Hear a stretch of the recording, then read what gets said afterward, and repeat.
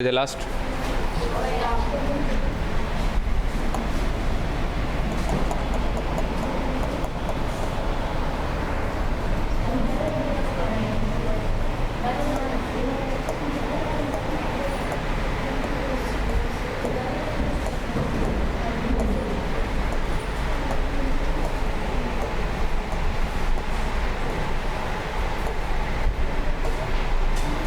Xylem ख़त्म हो गया था ना, फ्लोएम की बात कर रहे थे हम लोग।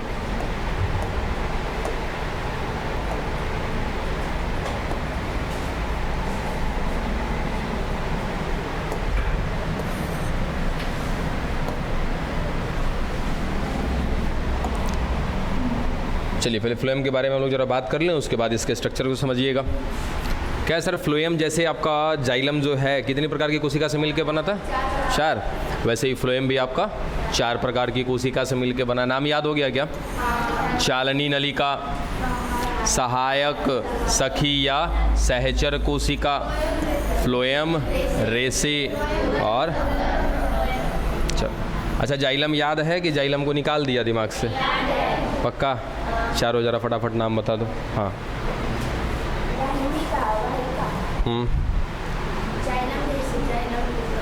चलिए, सबका काम याद है। जाइलम मृदुतक का कार्य क्या है?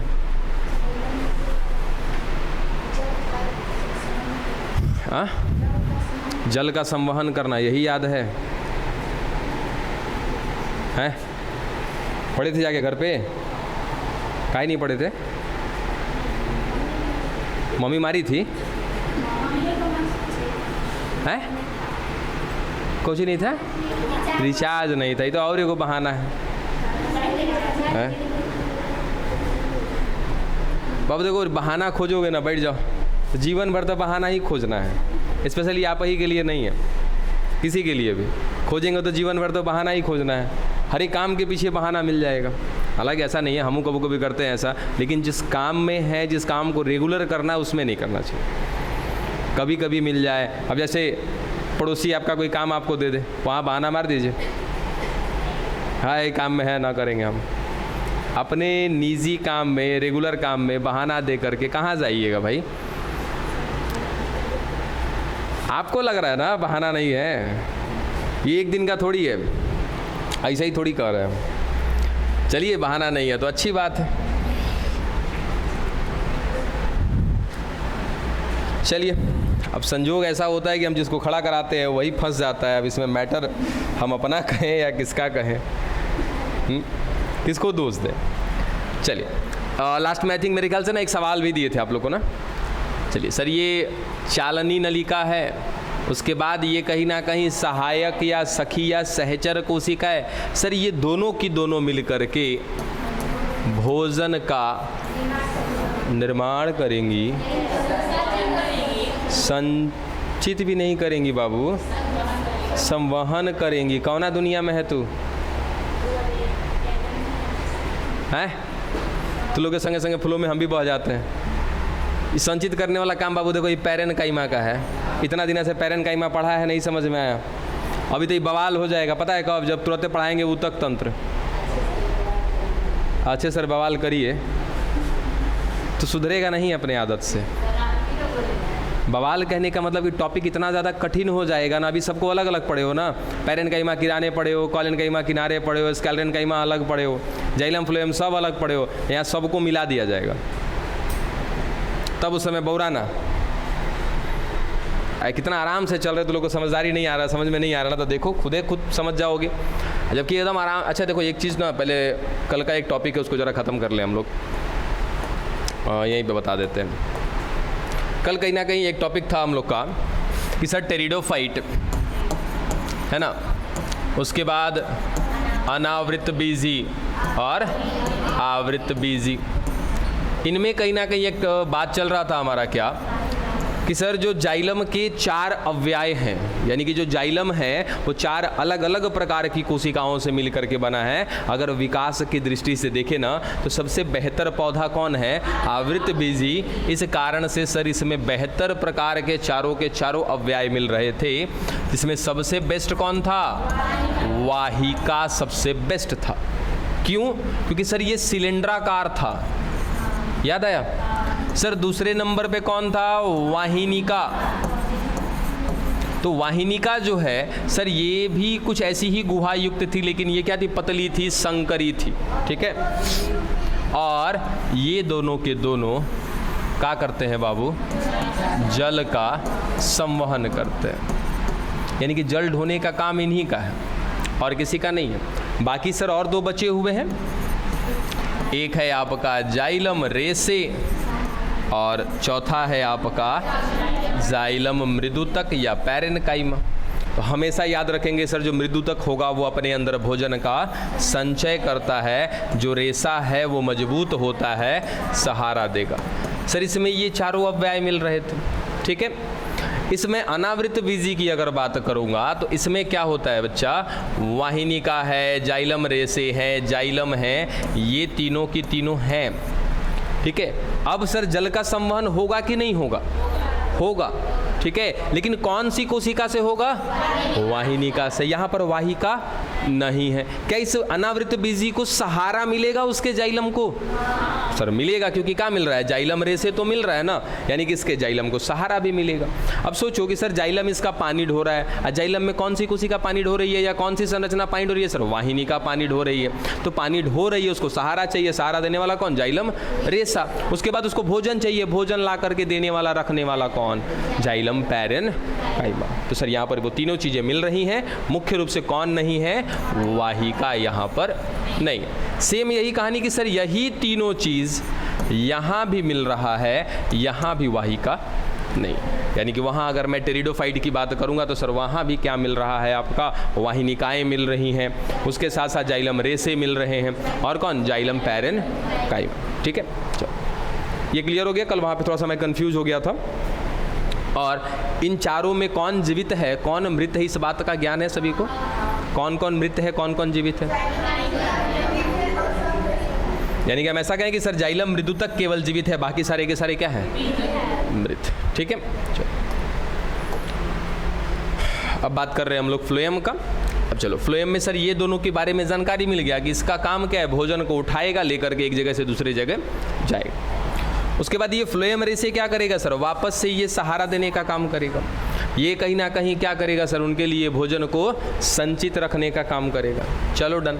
फिर यहाँ पर मृत और यदि जीवित से बात करें तो यहाँ पर क्या था बच्चा? केवल एक मृत कोशिका थी, बाकी सारे के सारे क्या हैं? जीवित कोशिका है। चलो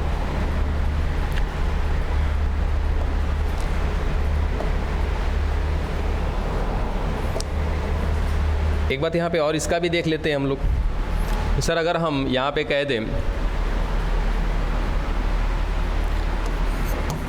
टेरिडोफाइट, अनावृत बीजी और आवृत बीजी, हम बार बार इन्हीं तीनों को काहे लिख रहे हैं? क्योंकि सर संवहन ऊतक इन्हीं में देखने को मिले थे। इससे पहले इनके दो और पूर्वी पादप हैं। पूर्वी पादप मतलब सर इनके और पूर्वज हैं। टेरिडोफाइट का पूर्वज कौन? ब्रायोफाइट। ब्रायोफाइट का पूर्वज कौन? थैलोफाइट। लेकिन उन दोनों में ना तो जाइलम था ना ही फ्लोएम था। जाइलम और फ्लोएम मिला के दोनों को क्या कहते हैं? संवहन ऊतक। तो सर इनसे पहले संवहन ऊतक नहीं था, टेरिडोफाइट में आया, फिर उससे और बेहतर होके अनावृत बीजी में, और सबसे बेहतर आवृत बीजी में।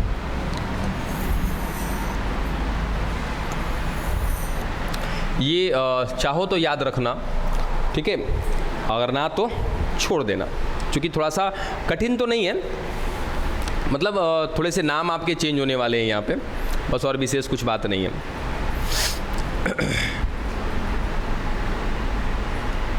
कहाँ गया भाई? जल्दी आ जा।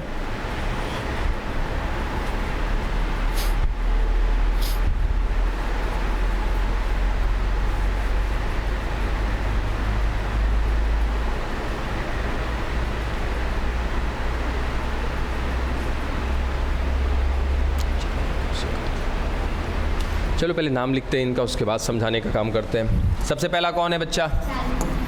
चालनी नलिका है। दूसरा सहायक नलिका या सहायक कोशिका, सॉरी कोशिका लिखो इसको, सहायक कोशिका या सहचर कोशिका या तो फिर सखी कोशिका। बिल्कुल, फ्लोएम रेसे, और चौथा है आपका फ्लोएम मृदुतक। ठीक है, अब ये तो किस में मिल रहे हैं? आवृतबीजी में मिल रहे हैं सर। चलो सबसे बढ़िया, सबसे बेस्ट तो यहीं पर काम कर रहे हैं। ठीक है, चालनी नलिका, सहायक कोशिका, ये दोनों मिल करके भोजन ढोएगी सर। ये सहारा देगा, ये भोजन इनके लिए ला करके रखेगा अपने पास। ठीक है, अब यही चीज़ अगर हम यहाँ पर देखें ना, थोड़ा सा कहानी बदल जाएगा सर। वहाँ पे चालनी नलिका है ना, यहाँ पर हम कहते हैं इसको चालनी कोशिका। अंतर किसी चीज़ का नहीं है सर, ये भी भोजन ढोएगा। अब जाहिर सी बात है कि सर चालनी नलिका और एक चालनी कोशिका, सर दोनों में नाम से थोड़ा सा अंतर तो लग रहा है ना, कि सर एक कोशिका के जैसी होगी। कोशिका के जैसी मतलब कैसी होगी सर? गोलाकार होगी। ठीक है, और एक कैसी है सर? ये इस नलिका के जैसी है। अब बताओ बाबू कि सबसे बढ़िया से भोजन किस में पार होगा? नलिका में पार होगा। तो जाहिर सी बात है कि सर अच्छा तरीका से भोजन कहाँ पर ढोया जाता होगा? आवृतबीजी में ढोया जाता होगा। ठीक है, अब आगे तो यहाँ पर क्या है सर? चालनी कोशिका मिल रही है। दूसरा सर अगला क्या है? सहायक कोशिका है ना, सहायक कोशिका की जगह पर मिल रही है स्ट्रॉसबर्गर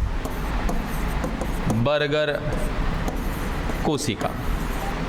सर ये भी काम वही करेगी, थोड़ा सा उससे कम करेगी, थोड़ी सी उससे कम बेहतर होगी। हाँ, इस कोशिका का नाम दिया हमने स्ट्रॉसबर्गर, क्योंकि रीज़न क्या था? इस कोशिका के बारे में खोजकर्ता कौन थे? स्ट्रॉसबर्गर नाम के वैज्ञानिक थे। तीसरा और चौथा सर एज इट इज़ है यहाँ पर, यानी कि यहाँ पर क्या मिल रहा है? फ्लोएम रेसे मिल रहे हैं और फ्लोएम मृदुतक। सर यहाँ पर तो फ्लोएम के चारों अव्यय हैं, जबकि पीछे याद करो जाइलम में क्या हो गया सर? एगो घट गया था ना यहाँ पर, लेकिन फ्लोएम के क्या है? अनावृतबीजी में, आवृतबीजी में वहाँ भी चारों मिल रही है, यहाँ भी चारों की चारों मिल रही हैं। थोड़ा सा नाम का अंतर हुआ है, तो नाम का अंतर याद कर लीजिएगा। ठीक है, उसके बाद सर यहाँ पर अगर हम बात करें तो यहाँ पर मिल रहा है चालनी कोशिका। ठीक है, उसके बाद जो सहायक कोशिका थी वो नहीं मिल रही। ठीक है, तो क्या मिल रहा है? चालनी कोशिका मिल रहा है, उसके बाद फ्लोएम रेसे मिल रहे हैं, और उसके बाद फ्लोएम मृदुतक मिल रहा है। बस ये अगर याद रखना चाहो तो रख लेना, नहीं तो हम लोग ना तो अनावृतबीजी में संवहन ऊतक पढ़ रहे हैं, ना ही हम लोग टेरिडोफाइट में पढ़ रहे हैं। पढ़ कहाँ रहे हैं? आवृतबीजी में थी, तो चारों को याद रहेगा एनी टाइम। ठीक है, ये तो हमने कंपेयर कर दिया, तुलना कर दिया इससे। अब आगे चलिए, आगे देखते हैं क्या चीज़ें हैं। अब इस चालनी नलिका के बारे में तनिक जरा पढ़ लें, देख समझ लेते हैं क्या है। पहला पॉइंट तो यहीं पर दिख रहा है कि सर कैसा कोशिका है? जीवित कोशिका है। दूसरा, ये लंबी है, पतली है, नलिकाकार है। अभी जस्ट आपको बताया है कि सर कहीं ना कहीं वो जो चालनी कोशिका है वो गोलाकार होती है। ये कैसी है सर? लंबाकार है, नलिकाकार है, पतला है। उसके साथ साथ ये तनिक ध्यान देना सर, इनमें अनुप्रस्थ छिद्र होते हैं। अब ये लाइन ना मुझे समझाने के लिए पहले समझाना पड़ेगा मुझे, उसके बाद हम आगे बढ़ते हैं।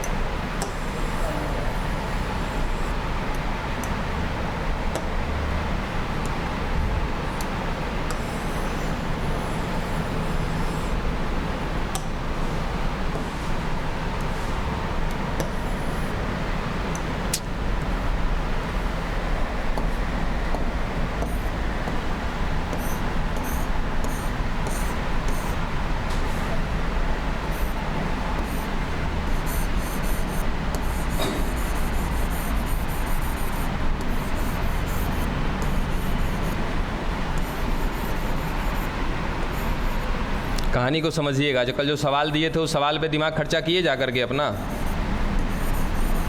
बोलो कुछ खर्चा किए अपना दिमाग? कुछ बोलिए नहीं राजी सब, नहीं ना? काहे खर्चा करोगे? सवाल क्या था कि चालनी नलिका जो है ना, और सहायक कोशिका जो है सर, ये दोनों भोजन ढोने का काम कर रही है। इसके बिहाइंड में एक चीज़ और समझो, जगह खाली ना रखें क्या जी? चलो यहीं पे बात करते हैं कि सर एक ये कोशिका, इसमें सब कुछ है, केंद्रक है, इसका डीएनए है, सब कुछ है। सर यहाँ भी सब कुछ है लेकिन इसका केंद्रक नहीं है। सर ये कोशिका कार्य कैसे करेगी? रीज़न क्या है कि कार्य करने के लिए तो कोशिका है, कार्य कराने वाला केंद्रक नहीं है। इसी कारण से कहीं ना कहीं ये कोशिका अपना कार्य नहीं कर पाएगी, और यदि करेगी तो किसी की सहायता से कार्य करेगी। ठीक है, चलो जैसे एक तरीके से आप ऐसा समझ लो ना कि सर घर में अगर कोई एक अपाहिज बच्चा है, ठीक है, हम सर एकदम बढ़िया है, कोई दिक्कत नहीं है, और हमारे घर में चलो हमारा भाई की बात कर लेंगे, मेरा भाई क्या है, अपाहिज है। अब सब कुछ ठीक है सर, उसके शरीर हाथ पैर सब कुछ ठीक है, लेकिन वो बुद्धि से अपाहिज है, थोड़ा सा पागल है, उसकी बुद्धि काम नहीं करती है। अब उसको कहीं अगर वॉशरूम भी जाना हुआ, कहीं नहाने भी जाना हुआ, उसकी बुद्धि काम कर रही है? नहीं ना। इसका मतलब कि क्या वो मेरे गाइडलाइन में काम करेगा? हम उसको उठा करके कहीं ले जाएंगे तो वो अपना कार्य करेगा, उठा करके कहीं उसको बैठाएंगे तो चलो खाना पीना खा पाएगा। सेम वही कहानी है कि सर एक ऐसी कोशिका है जिसकी अपनी खुद की कार्य करने की जो दक्षता है ना, वो नहीं है। कारण क्या है सर? कार्य करने के लिए या कराने के लिए जो जानकारी है वो कहाँ पर होता है? केंद्रक में होता है। असर यहाँ पे केंद्रक है नहीं, करने को तो सब कर लेगा लेकिन केंद्रक नहीं है। केंद्रक नहीं है मतलब इसके पास सूचना ही नहीं है। जैसा कभी आप सोचते हो, जैसे आपके अंदर इंसुलिन बनता है ना, हमारे अंदर इंसुलिन। इंसुलिन क्या है? एंजाइम है कि हार्मोन है? हाँ, इंसुलिन क्या है? एंजाइम है कि हार्मोन है जी? कुछ ही है? चलो आएगा पढ़ने के लिए, पढ़ाएंगे आप लोगों को, फिलहाल याद रखिएगा क्या होता है बाबू? हार्मोन होता है। ठीक है सर, वो कैसे बन रहा है? एक और चीज़ कि सर हमारे शरीर में क्या कोशिका ही कोशिका है ना? सुनना ध्यान से ज़रा। कभी भी देखो किसी और टॉपिक से अगर मैं किसी टॉपिक को रिलेट करता हूँ, इसका मतलब रिलेशन तो है, तभी रिलेट कर रहे हैं। ठीक है, और जब आप तुलना करने लगते हो ना, तभी आप जाकर के सही हो पाते हो। ठीक है, चलो सर मेरे शरीर में यहाँ भी कोशिका है, चारों तरफ कोशिका है। ठीक है, मेरे पूरे शरीर में कोशिका है, मेरे हृदय में कोशिका है, मेरे अग्नाशय में कोशिका है, मेरे अमाशय में कोशिका है, छोटी आंत में, बड़ी आंत में, सर हर जगह कोशिका ही कोशिका है। ठीक है, क्या आपके अंदर डीएनए है? ये सवाल मैं हर बार करता हूँ, हर उस बैच से करता हूँ जिसको मैं पहले डे में लेता हूँ। पहले दिन का क्लास अगर अटेंड किए होंगे तो आपको पता होगा, ये सवाल हमने उससे पूछा ही होगा किसी ना किसी से कि क्या आपके अंदर डीएनए है? हाँ सर है। कहाँ है? इस पे आकर के फंस जाते हैं कुछ लोग। फिर जाके क्लियर होता है कि सर केंद्रक में है। कौन से केंद्रक में? या उससे भी पहले लोग क्या कहते हैं? सर कोशिका में है। कोशिका में कहाँ है? केंद्रक में। सर कौन से कोशिका में, कौन से केंद्रक में? सर हमारे शरीर में मिलने वाली एक एक कोशिका में, एक एक केंद्रक में क्या मिल रहा है? हमारा डीएनए।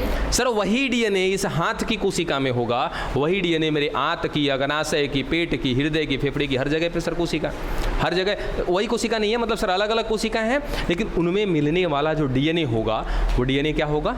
सेम होगा। ऐसा नहीं है कि सर बाल से हमने डीएनए निकाला तो किसी और का डीएनए निकलेगा, या बाल का अलग प्रकार का डीएनए होगा, हाथ का अलग प्रकार का डीएनए होगा, पैर का अलग नहीं। डीएनए क्या होगा? सेम होगा। आपके शरीर से कहीं से कोशिका निकालोगे, सर उस कोशिका में क्या मिलेंगे? 46 गुणसूत्र मिलेंगे। बात समझ में आया? सर उसे 46 गुणसूत्र में मैं अगर एग्जाम्पल के तौर पे कहूं कि सर इसे 46 गुणसूत्र में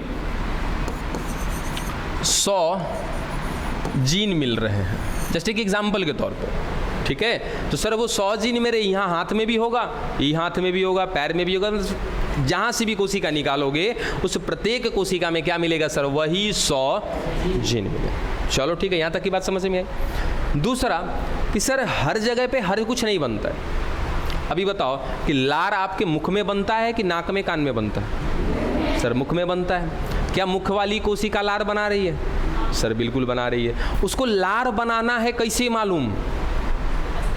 सर उसके पास केंद्रक है, केंद्रक उसको आदेश दे रहा है कि तुम लार बनाओ। चलो ठीक है भाई, आदेश दे दिया। वो कहेगा कैसे बनाए, कोई तो जानकारी नहीं है हमको। तब केंद्रक कहेगा भाई तू टेंशन ना ले, मेरे पास डाटा है, मेरे पास डीएनए है, हम बताते हैं लार कैसे बनेगा। तो इसी 100 में से कुछ जीन क्या करेंगे? सर कार्य करेंगे, और कार्य करके क्या बनवाएंगे? जैसे हमने क्या बताया? लार। बात समझे? तो सर इसमें से मान लीजिए कि एक जीन क्या बनवा रहा है? लार बनवा रहा है। सर वैसे ही बाकी जो 99 को बचा क्या करेगा? अलग अलग काम करवाएगा। ठीक है, अब सर ये हाथ की कोशिका है, यहाँ भी एक मतलब कि केंद्रक मिल रहा है, इस केंद्रक में भी क्या है? 100 गो जीन है। क्या यहाँ भी लार बनेगा? क्या नहीं बनेगा। तो सर जीन तो हर जगह है, लेकिन कौन सा जीन कहाँ पर काम करेगा ये मायने रखता है। ठीक है, अब यही सब चीज़ आएगा बाद में। फिलहाल कुल मिला जुला करके हमने इतना जाना कि सर केंद्रक ही है जो सब कुछ करवाएगा।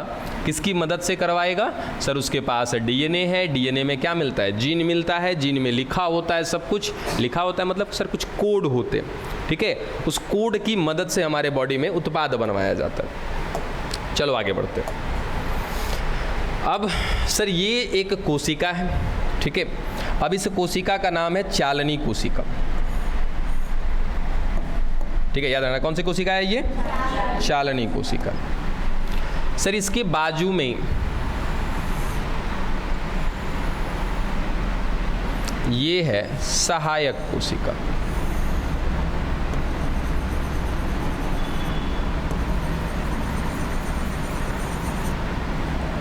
ठीक है, अब थोड़ा सा अलग दिखाया, हालांकि अलग नहीं होता है, ये चालनी कोशिका से एकदम संपर्क में रहता है। चलो इधर दिखा देते हैं कि सर ये लीजिए, ये सहायक कोशिका है और ये चालनी कोशिका के एकदम संपर्क में आए है कि नहीं।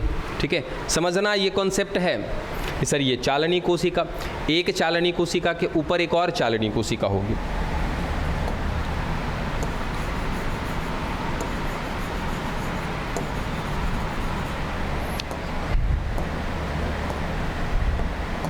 सर इसके ऊपर भी इस तरीके से एक और चालनी कोशिका होगी, इसके नीचे भी होगी ऐसे चालनी कोशिका।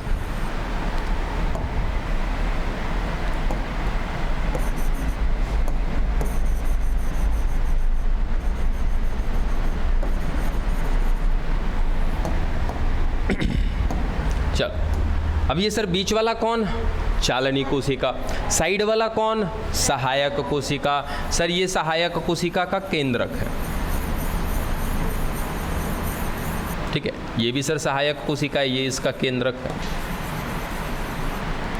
अब समझना असल कहानी।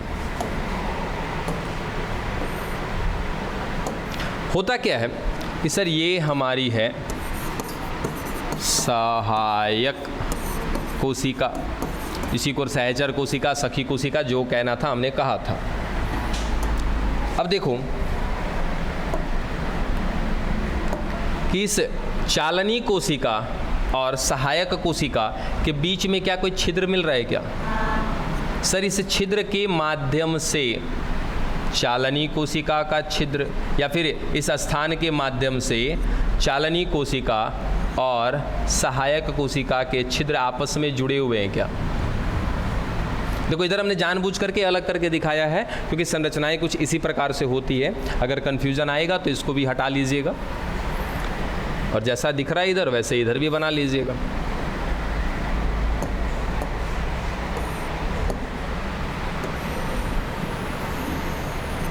चलो ठीक है, अब क्या हो गया सर कि ये बीच में चालनी कोशिका मिल रही है, चालनी कोशिका और सहायक कोशिका आपस में सर छिद्रों के द्वारा जुड़ी हुई है। चलो ठीक है, अब इसमें क्या केंद्रक पाया जाता है क्या? चालनी कोशिका में केंद्रक तो होता नहीं है। क्या होता है, देखिए क्या होता है सर, इसके बीच में ये कुछ मिल रहा है।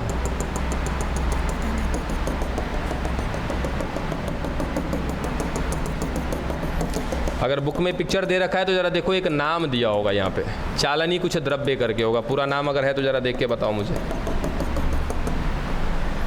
इसको कहते हैं चालनी द्रव्य या कुछ और नाम है?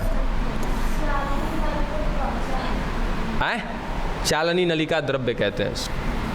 चालनी, अरे आप कुछ और देख रहे हैं, मैं बता रहा हूँ वो देखिए। चालनी नलिका तत्व भी है द्रव्य भी है, चलो तत्व ही लिख देते हैं। चालनी नलिका तत्व।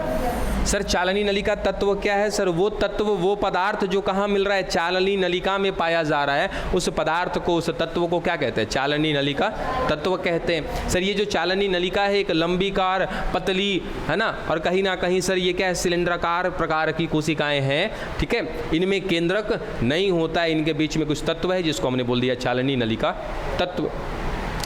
और उसके बाद ये सर छिद्र के साथ सहायक कोशिका से जुड़े होते हैं। अब सवाल कि सर यहाँ पर अगर भोजन बनाया गया है, या सर ये ज़रा छिद्र के बारे में पहले सोचो कि सर छिद्र काम क्या कर रहा होगा। सर छिद्र बहुत सारा काम कर रहा होगा। सबसे पहला काम कि सर इस कोशिका में केंद्रक नहीं है, इस कोशिका को कंट्रोल करना है। इसके बाजू में कौन है? ये सहायक कोशिका। ये कौन है सर? सहायक कोशिका का DNA है। हम ऐसा कहें क्या कि सर इस सहायक कोशिका में मिलने वाला इसका जीव द्रव्य, ये रहा सर। ये जीव द्रव्य का मतलब क्या होता है पता है ना? कि सर कोशिका द्रव्य हो गया, है ना, उसके बाद कोशिका झिल्ली हो गई, कोशिका भित्ति हो गई, इन सबको मिला के क्या बोलते हैं? जीव द्रव्य बोलते हैं। क्या इन छिद्रों के मदद से सहायक कोशिका और चालनी नलिका, इन दोनों का जीव द्रव्य आपस में संपर्क में है क्या? कहें कि सर इनका जीव द्रव्य क्या है? संपर्क में है। चलो भाई, संपर्क में रहने से क्या फ़ायदा होगा? अब मान लो आप कमज़ोर हो, ठीक है, और आपका मित्र जो है थोड़ा सा तेज़ है पढ़ने लिखने में, और आप दोनों एक साथ रहते हो, क्या लगता है कि आपके उस तेज़ मित्र का सहयोग मिलेगा कि नहीं मिलेगा? आपको मिलेगा ना, 100%। सर बस वही चीज़ है, ये कमज़ोर इस मामले में है कि इसके पास कोई डायरेक्शन देने वाला नहीं है, इससे कोई काम कराने वाला नहीं है, बाकी ये काम करने के लिए तैयार है। तब काम कौन करा देगा? तो सर इसका जो सहायक है ना, वो अपने साथ इसको जोड़ लिया, एक छिद्र के माध्यम से अपने जीव द्रव्यों को जोड़ लिया। और जब जीव द्रव्य जुड़े आपस में तो सर इसका DNA कहीं ना कहीं इस चालनी नलिका को कंट्रोल करने लगा। समझाया? तो सर कैसे काम किया? तो इनका जीव द्रव्य आपस में जुड़ जाता है, जिस कारण से इस सहायक कोशिका में उपस्थित इसका केंद्रक इस चालनी नलिका का संचालन करना शुरू कर देगा। संचालन माने चलाना शुरू कर देगा। अब सर अब यहाँ पे जो भी भोजन होगा, अगर यहाँ पे कुछ ऐसे भोज्य पदार्थ मिल रहा है तो क्या किया जाएगा सर? उसको ऊपर की तरफ भेजा जाएगा, और ऊपर की तरफ लेने के लिए जिम्मेदार कौन है सर? चालनी नलिका, ठीक है। अब ये करने के लिए आदेश कौन दे रहा है? सहायक कोशिका का केंद्रक। अब सहायक कोशिका ने क्या किया? सर कुछ तो काम नहीं किया, ढोने डाने में कुछ काम किया नहीं, लेकिन इसकी मदद की ना क्या करने में? भोजन को ऊपर खींचने में या भोजन का स्थानांतरण करने में। इसलिए इसको कहते हैं सहायक कोशिका, इसको क्या कहते हैं? चालनी नलिका कहते हैं, ठीक है। चलो इसी तरीके से, और उसके बाद सर ये छिद्र क्या करते हैं? तो सर इस तरीके से भोजन ऊपर जा रहा है ना, दाएं बाएं अगर भोजन देना होगा किसी को तो इन्हीं छिद्रों से क्या कर दिया जाएगा? इस तरीके से भोजन को भेजता हुआ जाएगा। मान लो बाजू में सर पत्तियां हैं, टहनियां हैं, ठीक है, और शाखाएं हैं, तो उनको भी क्या चाहिए? भोजन चाहिए। तो यहीं से भोजन क्या रहेगा? बाहर निकलता रहता है। अब आ जाओ जरा इस पिक्चर पे, देखो कहाँ गया वो पिक्चर, ये रहा कि सर यहाँ पर ना ये वाला भाग, ये पूरा का पूरा, ये देखो ये वाला जो है, ये पूरा का पूरा कौन है बच्चा? चालनी नलिका है। ये वाला देखो दिख रहा है, ये चालनी नलिका, ठीक है सर, एक चालनी नलिका।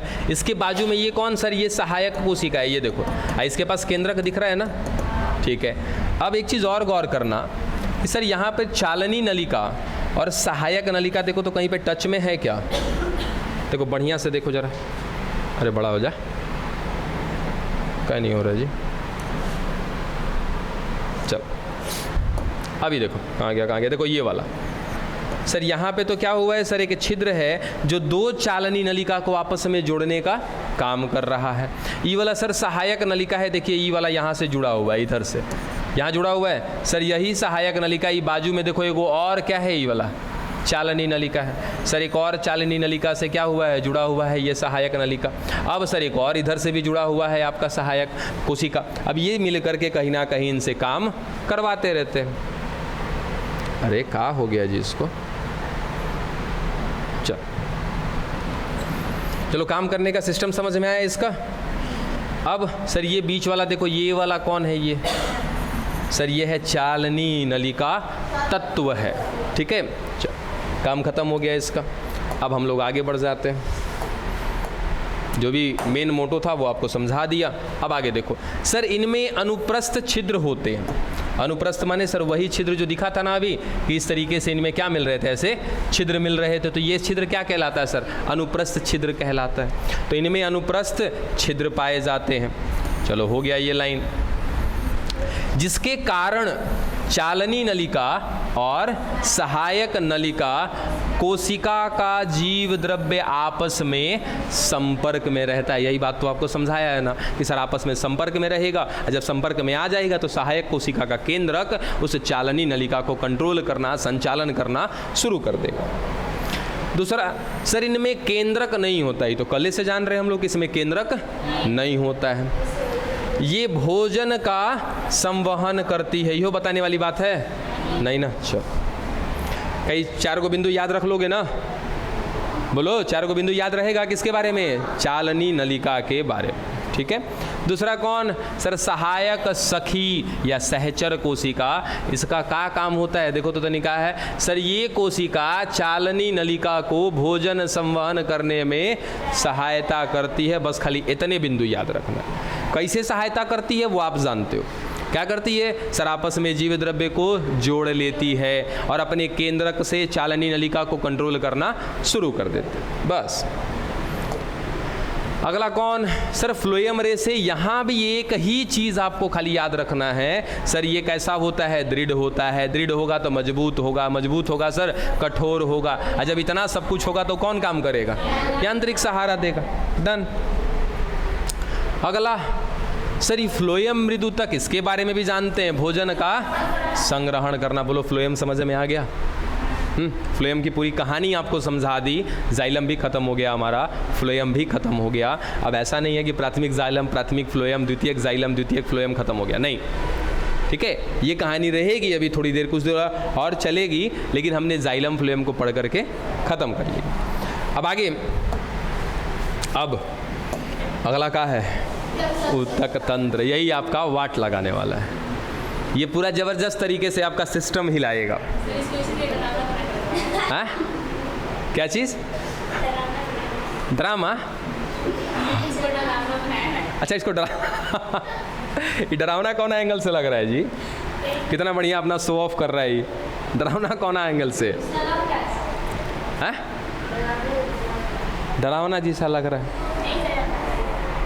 चलो कोई बात नहीं है। डर लग रहा है ना इससे? हाँ तो डरना, क्योंकि इससे पहले आपने जो भी पढ़ा आपने ABCD पढ़ के ख़त्म कर लिया। यानी कि आपने क्या पढ़ा सर? लेटर पढ़ लिया। अब आपको शब्द बनाना है। तो सोचो कि सर 26 को जो लेटर पढ़े हैं हम लोग, उसी 26 का इस्तेमाल करके शब्द बनाएंगे ना। A to Z आपने पढ़ लिया, और हमने बोल दिया कि सर सिंपल सा लिखना है आपको BAT बैट। अब बताओ कि बैट जो लिखे हैं, शब्द जो लिखे हैं, उन्हीं 26 से लिखे हैं ना।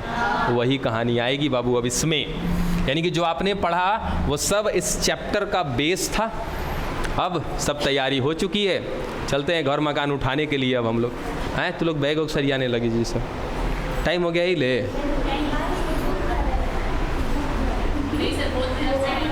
हाँ? बहुत मेहनत से हैं तो बाबू हम बड़ी मेहनत से ही सब बनाना पड़ता है, बड़ी मेहनत से पढ़ाना पड़ता है, समझे। हम कितनों धीरे बोलते हैं तब अजी हमारा तेजे निकलता है। ये चीज़ फील करते हो कि गला दुखाने लगता है बाबू पढ़ाते पढ़ाते, बड़ी मेहनत लगता है। ऐसा हूँ फटल बांस की तरह आवाज़ हो गया है। चलो सर, ये 3 प्रकार का ऊतक तंत्र पढ़ना है। ऊतक तंत्र कहने से पहले तनिक आप मुझे ये बताओ कि सर तंत्र मतलब क्या होता है? जिस अभी है हमारा नाम मालूम है कि तंत्र माने सिस्टम होता है।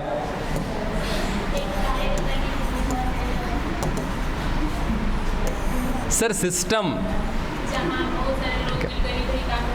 बिल्कुल कि सर जहाँ पर कहीं ना कहीं बहुत सी अलग अलग प्रकार की संरचनाएं होंगी। तो अगर हम ऊतक तंत्र से पहले हम एक तंत्र की बात करते, बाद में आएंगे ऊतक तंत्र पे। सर तंत्र का मतलब क्या होता है? ये चीज़, जैसे ये चीज़, ये सिस्टम केवल बायोलॉजी के लिए ही नहीं होता है, ठीक है। स्कूल सिस्टम कहाँ ध्यान है? वो लोग कौची कर रही हो सब? तुम रही बात कर रहे, कौची खोज रही हो किताब में? लइकन सबसे ज़्यादा दुष्ट लइकीने सब है, कितनों मना करो हरकत उससे विशेष करना है। तनी एग्जाम में बैठो बाबू तो समझ में आएगा तुम लोग का दुर्दशा का होगा। चलो अब सिस्टम में जैसे हमने कह दिया स्कूल सिस्टम, सर स्कूल एक सिस्टम है, एक तंत्र है। हाँ बिल्कुल तंत्र है। स्कूल कोई अकेला नहीं चला सकता। स्कूल चलाने के लिए क्या चाहिए सर? एक डायरेक्टर चाहिए जो स्कूल का मालिक हो, एक प्रिंसिपल चाहिए जो सबको कंट्रोल करे।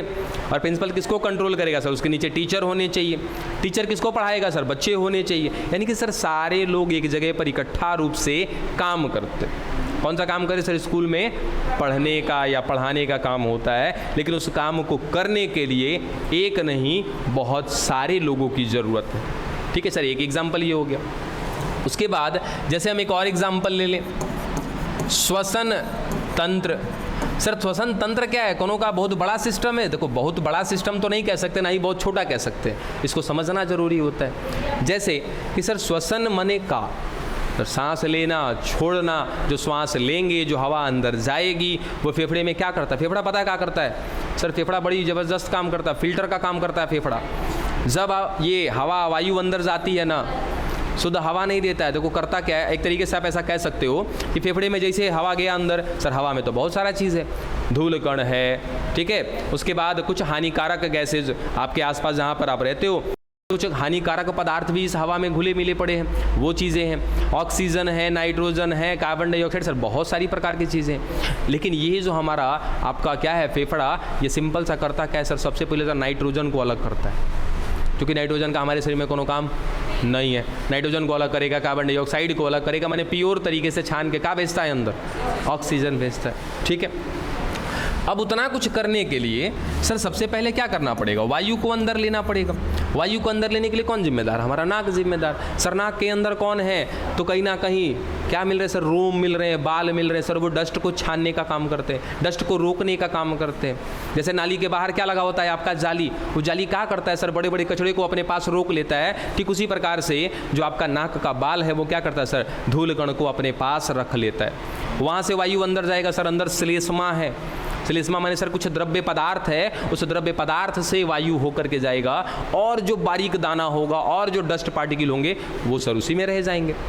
अब इसके बाद सर श्वास नलिका है हमारी, नासा ग्रंथियाँ हैं अंदर, हैं नासा गुहा है, इन सब से होते हुए कहीं ना कहीं वो वायु कहाँ पहुँचे? श्वास नलिका, यहाँ से होते हुए फेफड़े में। सर फेफड़े में गई तो फेफड़े में कुपिकाएँ मिलती हैं, जब पढ़ेंगे तो वो सब समझ में आएगा सर। कुपिका कोशिका होती है, वो गैसों का आदान प्रदान करती है। फिर वहाँ से ऑक्सीजन कहाँ गया सर? फेफड़े से निकल करके हृदय में गया, हृदय पंप किया, किसके साथ ऑक्सीजन को वापस भेज दिया सर? रक्त के साथ। वो गया वापस उधर से क्या लेकर आया सर? CO2 लेकर के आया सर, हृदय में आया CO2 को फिर पंप किया गया, वो गया फेफड़े में, फेफड़े से निकला कहाँ? कुपिका कोशिका में, कुपिका कोशिका से सर यहाँ आया, यहाँ से होते हुए नासा ग्रंथि, फिर वापस क्या निकला सर?